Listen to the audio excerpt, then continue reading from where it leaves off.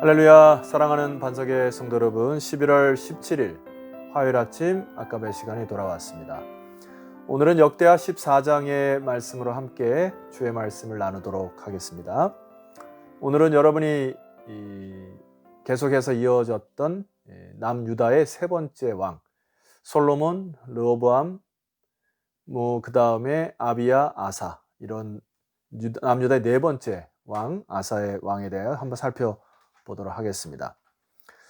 1절 말씀입니다. 아비야가 그의 조상들과 함께 누움의 다윗성에 장사되고 그의 아들 아사가 대신하여 왕이 되니 그의 시대에 그의 땅이 10년 동안 평안하니라. 여기 그의 땅이 10년 동안 평안하였다 이렇게 기록하고 있는데요.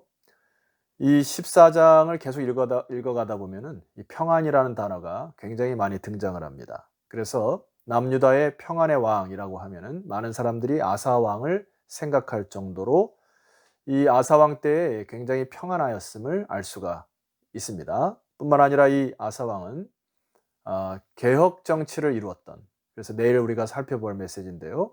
이 개혁을 통하여 나라를 41년 동안 평안하게 이끌었던 왕으로 많은 백성들에게 기억되고 있습니다. 이 아사 왕이 다스렸을 때 북이스라엘은 7명의 왕들이 쿠데타로 인해서 바뀌게 되지요. 그래서 이 열왕기에 보면은 북이스라엘 동안의 많은 쿠데타를 통해서 여러분들 그 아합 왕이 바로 이 당시의 왕이었고, 그 다음에 엘리야 선지자가 북이스라엘의 선지자로 일을 하였던 시기였습니다. 그러나 여러분, 계속 제가 강조하듯이 이 역대기의 에스라 기자는 언약의 정통성을 이어가는 남유다 왕 아사 왕의 통치 기간을 아주 이곳에서 상세히 기록하고 있습니다. 그러나 열왕기는 아사 왕의 업적들을 아주 간단하게 기록할 정도밖에 안 되게 됩니다. 자, 오늘 그런 의미로 이 에스라가 어떤 그 업적들을 세웠는지 한번 살펴보는 시간을 갖도록 하겠습니다. 본문에 여러분 6절, 7절을 보면은 이 아사 왕의 독특한 업적이 바로 성읍들을 건축하였다, 이것을 기록하고 있는데요. 이 성읍들을 건축하는 것은 나라가 평안하지 아니하면 이룰 수 없는 하나의 치적이죠. 그래서 오늘 우리가 하나님 앞에 구할 것이 바로 평안인 것입니다. 지금 우리 서울 반석교회나 한국교회가 내적으로 외적으로 이루어할 개혁이 참 많이 있습니다. 그래서 여러분 평안을 구해야 합니다. 그러나 순서를 좀 기억하셔야 합니다. 교회가 평안하고 든든히 서가야만 여러분의 가정도, 이 사회도 평안하고 든든히 서갈 것이에요. 교회가 평안하고 하나님의 말씀으로 아름다운 부흥을 이뤄갈 때 가정의 어려움도, 직장의 어려움도, 사회적인 전반적인 어려움도 함께 뚫고 나갈 수 있는 힘이 여기 있기 때문에 우리가 지금 이 시대에 하나님 앞에서 구할 것이 평안입니다. 그런데 이 평안은 오늘 본문 말씀 보니까 그냥 주어지는 것이 아닙니다. 자, 2절 말씀 보실까요? 아사가 그의 하나님 여호와 보시기에 선과 정의를 행하였다. 아사 왕이 자신의 기준을 내려놓고 여호와 보시기에, 사람의 선택과 사람이 보는 기준이 아니라 하나님 보시기에 선과 정의를 행하였다. 여러분, 이것이 첫 단추죠. 무엇을 했다고 기록하고 있습니까? 3절 말씀 보세요. 이방 제단과 산당을 없애고 주상을 깨뜨리며 아세라상을 찍고. 여기 이방 제단, 산당, 주상, 아세라상은 어디서 기인되었을까요? 이것은 바로 솔로몬 왕이 이방 여인과 결혼하고 또 많은 첩들을 들임으로 인하여서 그들이 갖고 왔던 역사의 흔적들입니다. 사실 이것을 건드리기가 쉽지 않았을 것이에요. 그러나 이 아사 왕은 다시 한번 강조합니다. 여호와 보시기에 선과 정의를 행하여 이것들을 찍어버리는 개혁을 단행하기 시작합니다. 사람을 의식했다면 할 수 없었던 것이죠. 그러나 아사 왕은 하나님 보시기에 이것이 옳다 하면 그냥 개혁을 해나가는 아주 단호한 이 왕 중에 하나였습니다. 오늘 우리가 이 말씀을 통하여서 먼저 우리가 순서를 회복해야 될 것이 뭐냐니까 어떤 경우에서든지 하나님이 싫어하는 것이면 먼저 우리가 빨리 그것을 찾아내고 그것을 찍어버려 우리의 마음의 중심을 하나님께 돌이키면 하나님께서 역사하시는 이 순서를 다시 한번 구동되어지는 축복이 여러분에게 있었으면 좋겠습니다. 그런 의미로 오늘 우리가 하루 종일 묵상해야 될 것은 과연 우리의 나쁜 습관, 행동, 생각, 그리고 우리의 나쁜 역사들, 악한 이 바이러스들이 무엇인지를 깊이 묵상하고 하나님이 깨달음을 주신다면은 오늘 하루 또 이번 주 안에 여러분들이 그것을 철저히 버려버리는 결단의 시간들이 되었으면 좋겠습니다. 자, 두 번째 4절과 5절 말씀 보니까 평안 전에 아사 왕이 했던 행동을 한번 살펴볼 필요가 있습니다. 4절입니다. 유다 사람에게 명하여 그 조상들의 하나님 여호와를 찾게 하며 그의 율법과 명령을 행하게 하고 5절입니다. 또 유다 모든 성읍에서 산당과 태양생을 없애매 나라가 그 앞에서 평안함을 누리니라. 사람들로 하여금 백성들로 하여금 여호와를 찾게 하고 율법과 명령을 행하도록 독려하고 개혁하였다. 여러분 에스라가 바로 이것을 강조하고 싶었던 것이에요. 무엇을 먼저 해야 되는가? 우리의 많은 삶에 엉클어지고 이 갈등이 있고 묶여진 것들이 있을 텐데 과연 우리가 무엇을 먼저 해야 될 것인가? 에스라가 이것을 강조하는 것입니다. 지금 포로기 이후에 많은 백성들이 고국 땅에 돌아와 굉장히 지쳐 있고 피곤해 있을 것입니다. 그래서 그들이 나라가 그들의 민족이 이제 평안함을 간구하겠죠. 그러면 이제 백성들이 지금 이 순간 무엇을 먼저 할 것인가를 기억하고 생각하고 강조하는 것입니다. 자, 그 순서가 회복될 때 6절에 축복이 있습니다. 6절 읽어드리겠습니다. 여호와께서 아사에게 평안을 주셨으므로 그 땅이 평안하여 여러 해 싸움이 없은지라 그가 견고한 성읍들을 유다에 건축하니라. 바로 이 순서가 회복될 때 따라오는 것이 여호와께서 주시는 평안이고 그 평안 뒤에 성읍들을 건축하는 믿음의 양식들이 이루어지기 시작한다. 여러분, 때로 우리가 내 것을 이루어달라고 하나님 앞에 떼쓰고 기도하고 금식하는 거, 그거 전에 이 순서를 기억하는 것이 필요하다는 이야기죠. 무엇을 먼저 바꾸고 하나님께서 나에게 뭐라 말씀하시는지 철저히 부수고 또 깨어서 하나님이 원하시는 상태까지 나아가는 거, 여러분 이것이 중요하다는 이야기입니다.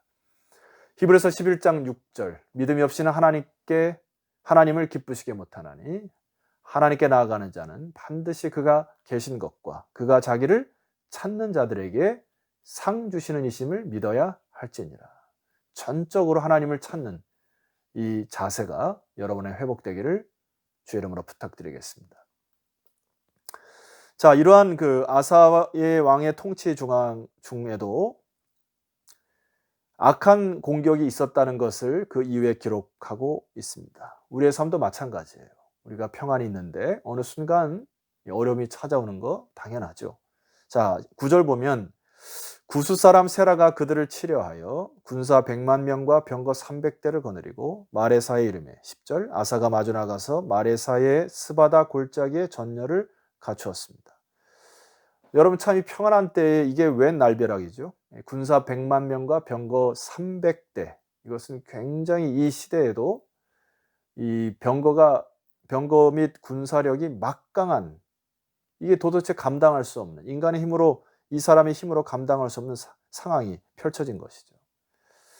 최근 미국 대선 주자의 한 사람이었던 바이든의 인생 가운데서도 이 어려움이 있었답니다. 그가 젊었을 적에 아내와 두 딸이 교통사고로 인하여 죽었어요. 그래서 실에 빠져서 일어날 수 없을 때 그의 아버지가 이 바이든에게 만화를 선물했는데 그 만화 두 컷에 이러한 글자가 있었답니다. 한쪽에는 Why me? 또 한쪽에는 Why not? 가만히 그 글자를 보니까 자기가 하나님 앞에 그렇게 기도했던 거래요. 하나님 왜 저만 이렇게 어렵습니까? 그랬더니 그 옆에 있는 그 글자가 Why not? 이게 하나님의 음성처럼 들리더랍니다. 왜 너만 안 되냐? 왜 너만 승승장구해야 되고 너만 성공해야 되고 너만 돈 벌어야 되냐? 이런 하나님의 음성을 듣고 하나님의 살아계신 앞에 다시 일어섰다 합니다. 여러분, 주님을 우리가 잘 믿으면 모든 어려움이 비껴갑니까? 순풍에 돛달듯이 계속 우리는 목적지를 향해 나아갑니까? 아니죠. 많은 어려움과 또 예수를 믿는다고 하여서 손해를 봐야 되고 오해를 받아야 되고 환난도 받아야 될 수 있습니다. 그러나 에스라가 오늘 이 얘기를 통하여 강조하는 게 무엇이죠? 그런 어려움이 있다고 하더라도 두려워하거나 놀라지 말고, 오늘 이 아사가 하나님을 의지하여 싸운 것처럼 이 순간에 아사가 무엇을 선택하고 무엇을 의지했는지를 정확히 보고 따르라는 것입니다. 자, 11절 말씀 보세요.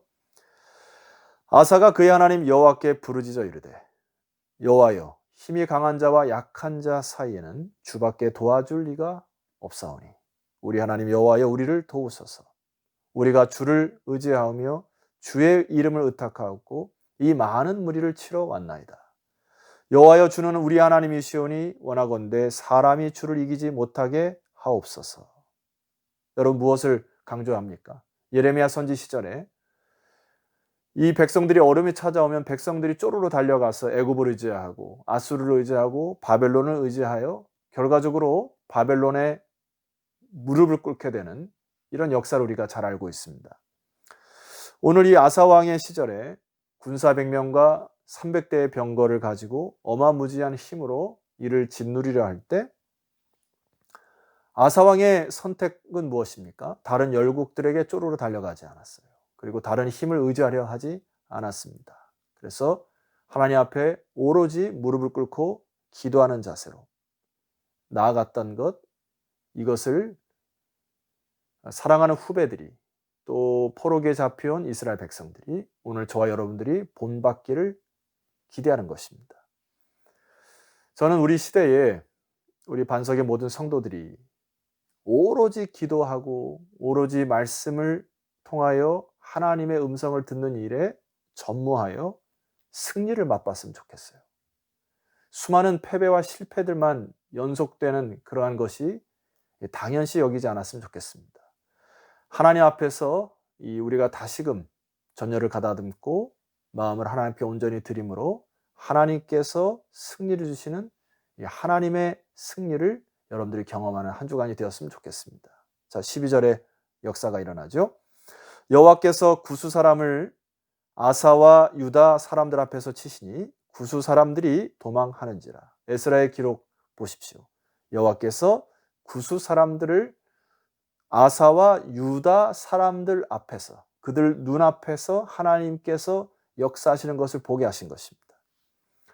그러므로 우리는 오늘날 아사 왕의 기도가 저와 여러분의 입에 회복되었으면 좋겠습니다. 11절 하반절 마지막에 보니까 아사 왕의 기도 다시 한번 따라했으면 좋겠습니다. 저를 한번 따라해 주시죠. 여호와여, 주는 우리 하나님이시오니 원하건대 사람이 주를 이기지 못하게 하옵소서.